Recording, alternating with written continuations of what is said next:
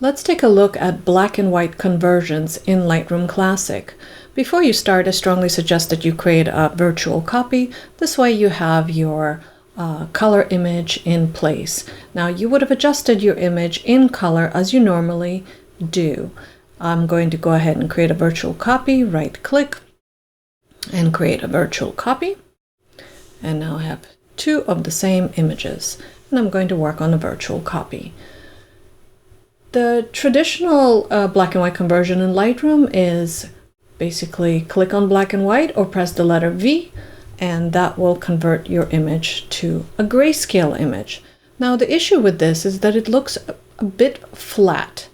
I would say more than a bit. So once you've turned on your black and white setting in Lightroom, you now have a black and white panel. Normally you don't see this black and white panel if you are in color. I'm going to go ahead and open this up. And as you may remember, this wall was a yellow-orange, his jacket was blue, and the wall here was kind of a reddish color. So if I want to adjust the contrast overall, I could adjust those colors because notice I have all the different color channels. So if I adjust my red channel and make it lighter, notice that mostly the areas that were red are getting lighter or darker for that matter. So you could adjust your contrast that way.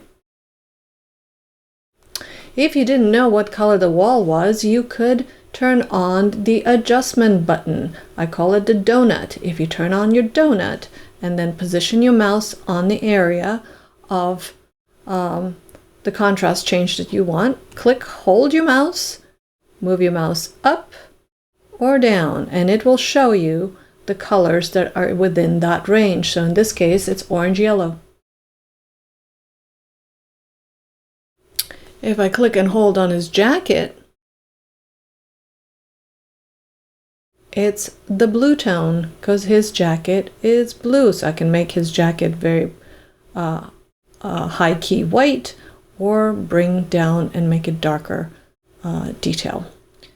So I will keep his jacket about here, and his hat is probably yellow-orange as well, so therefore the wall and his hat will change. So I'm going to leave his hat alone for now, and I'm going to get the wall a little bit higher key. Now it still looks a bit flat to me, so I would go into the clarity adjustment, and the clarity adjustment will allow me to bring in the mid-tone contrast enhancement. So I could give it a little bit more of a pop. Now I could also increase my texture, although I don't want too much texture on that wall. It's going to look over-processed, so I'll leave the texture alone.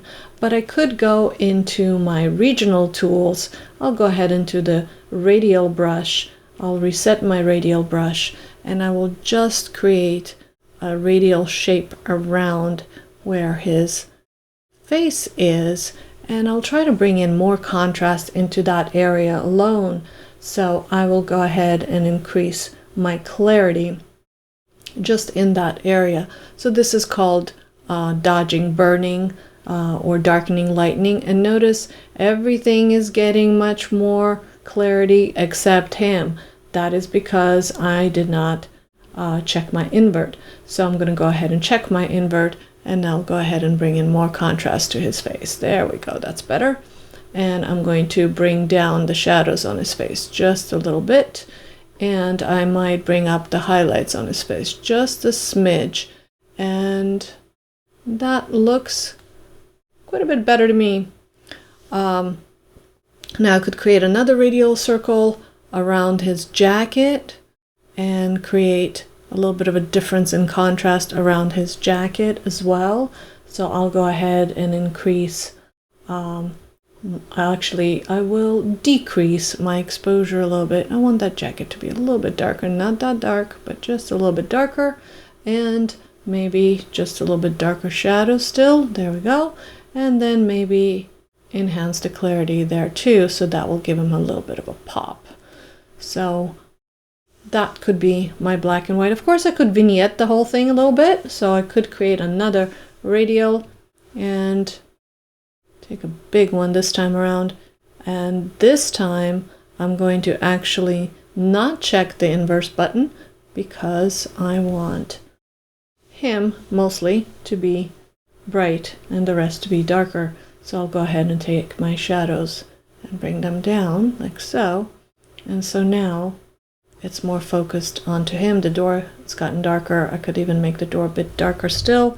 I can hold the Option key and bring in that circle to about there. And that looks pretty good to me. Okay, so that is conversion, basic conversion with some dodging and burning using the radial tool, a radial filter. You could have also done this with the brush. You could have also done it with the graduated filter if you wanted to do the edges, the top, bottom, left, right.